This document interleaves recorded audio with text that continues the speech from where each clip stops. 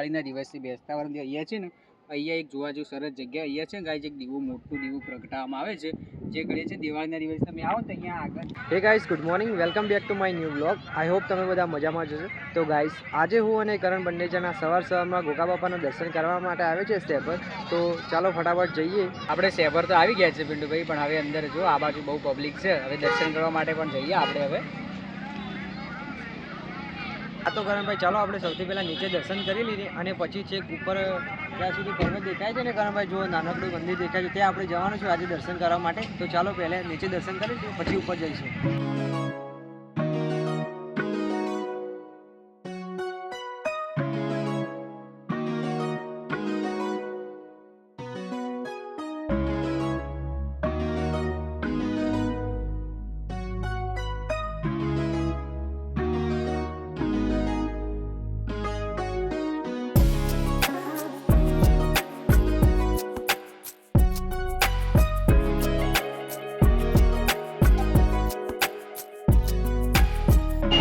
Guys, અમે મંદિરની અંદર તો આવી જ ગયા છે. તમે જોઈ શકો છો પાછળ ફૂલ ટ્રાફિક છે અને ટ્રાફિક થાય પહેલાં કરણભાઈ ચાલો આપણે છે ને ફટાફટ દર્શન કરી લઈએ પછી ફરીએ બીજું.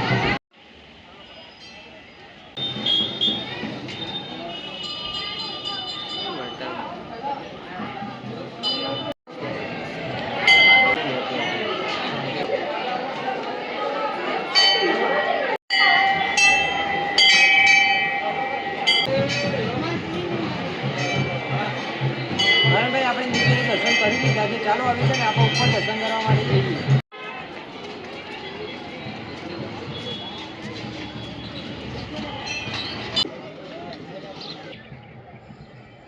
તો ગાઈસ, ચાલો છે ને ફટાફટ આપણે ઉપર જતા રહીએ. તો ગાઈસ, આપણે ઉપર જવાનું છે. નીચે તો મંદિર છે ને આપણે દર્શન કરીને આવે જ છીએ. હવે આપણે ઉપર જઈએ.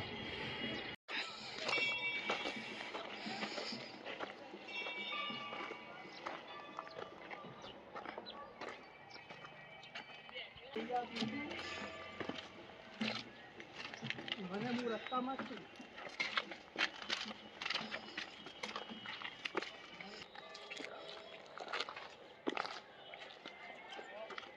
તો ગાઈસ, થાક તો લાગે છે પણ આપણે ઉપર જવાનું છે.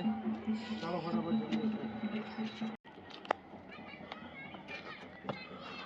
પિન્ટુ, વરસાદના કારણે અહીંયા તો છે ને રસ્તો એકદમ બગડી ગયો છે ગાઈસ. તમે જોઈ શકો છો અહીંયા પહેલાં સીડી જેવું હતું પણ અત્યારે તો એકદમ ખરાબ થઈ ગયું છે. ચાલો તો પિન્ટુભાઈ આપણે ઉપર તો જઈએ હવે. ગાઈસ, સરસ જગ્યા છે એકદમ. જોવો તમે, આ બાજુ તો ગાર્ડન છે. ગાઈસ, થોડું સંભાળીને ચાલવું પડશે, પડી જાય એવું લાગે છે પણ કમ્ફર્ટ થઈને ચાલવું પડશે. આ બાજુ પણ ગાર્ડન છે કરણભાઈ, તમે જુઓ એકદમ સરસ દેખાય છે પેલી બાજુ તો. ગાઈસ, તમે જુઓ પેલી બાજુ કેટલું સરસ દેખાય, કેટલો સરસ નજારો છે. આ બાજુ તો સરસ જગ્યા છે, પેલી બાજુ પણ કેટલું સરસ છે. હા પિન્ટુ, અહીંયાથી ગાઈસ જો મંદિર પણ દેખાય જ છે નીચેની બાજુ.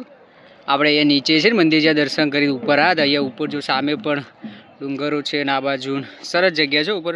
ભાઈ, ચાલો આપણે છે ને પહેલા ઉપર પહોંચીએ પછી બીજું બધું બતાવીએ. પિન્ટુભાઈ તો થાકી નીચે બેસી ગયા છે. આપણે અહીંયા આ બાજુ આવી ગયા છે. આ બાજુ ગાય જો ઉપરથી કેવું દેખાય છે, નીચે મંદિર જો બહુ, ત્યાં પબ્લિક બહુ જ છે. સામેની મુક્તેશ્વર ડેમ ને ગાય છે અહીંયાથી બહુ સરસ દેખાય છે. બહુ ફાઇન જગ્યા છે અહીંયાથી. જો સામેની બાજુ કેવું સરસ વ્યૂ છે. અને ચાલો આપણે પેલા ઉપરની બાજુ જઈએ. તો ફાઇનલી ગાઈઝ આપણે અહીંયા ઉપર આવી જ ગયા છીએ અને પિન્ટુભાઈ અહીંયા આવતા આવતા તો બહુ થાકી જ ગયા છીએ.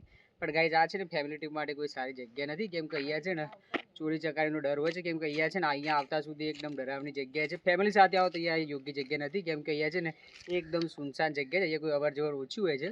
તો પિન્ટુભાઈ ચાલો આપણે ઉપર તો આવી ગયા છે, દર્શન કરવા માટે જઈએ.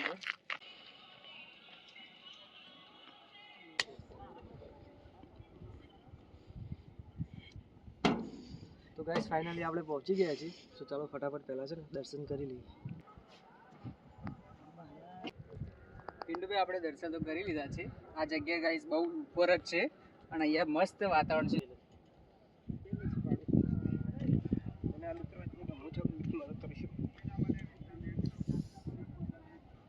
અહીંયા છે ને દિવાળીના દિવસથી બેસતા વર્ષથી અહીંયા છે ને અહીંયા એક જોવા જેવું સરસ જગ્યા અહીંયા છે ગાઈસ, એક દીવું મોટું દીવું પ્રગટાવવામાં આવે છે જે કરીએ છે દિવાળીના દિવસે. તમે આવો તો અહીંયા આગળથી તમે જુઓ ને એક બાજુ તો અહીંયા જોરદાર સળગતું હોય ને એવું લાગે છે, પણ અહીંયા મોટો દીવો પ્રગટાવવામાં આવે છે. દિવાળીના દિવસે બહુ જ ફાઇન દેખાય છે. કોઈક દિવસ તમે જોવા માટે આવજો અહીંયા.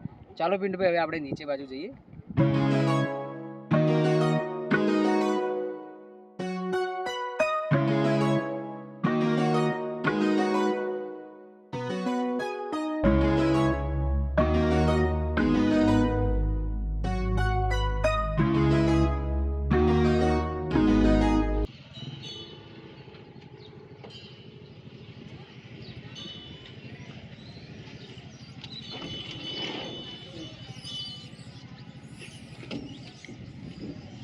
ભગવાન,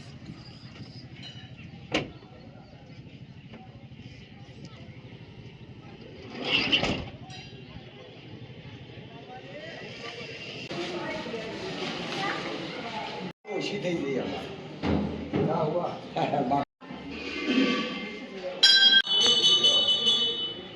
તો ગાઈસ ફાઇનલી અમે છે ને ઉપર પણ દર્શન કરી લીધા અને નીચે બંને જગ્યાએ જે મંદિર છે આપણા ગોતા મહારાજનું દર્શન કરી લીધા છે. તો આજનો બ્લોગ અમે અહીંયા એન્ડ કર્યો છે. આઈ હોપ તને આજનો બ્લોગ સારો લાગ્યો છે. બ્લોગ સારો લાગ્યો તો લાઈક કરજો, કોમેન્ટ કરજો અને ચેનલ પર નવા આવ્યા હોય તો સબસ્ક્રાઈબ કરી લેજો. તો ફરીથી મળીશું એક નેક્સ્ટ બ્લોગમાં.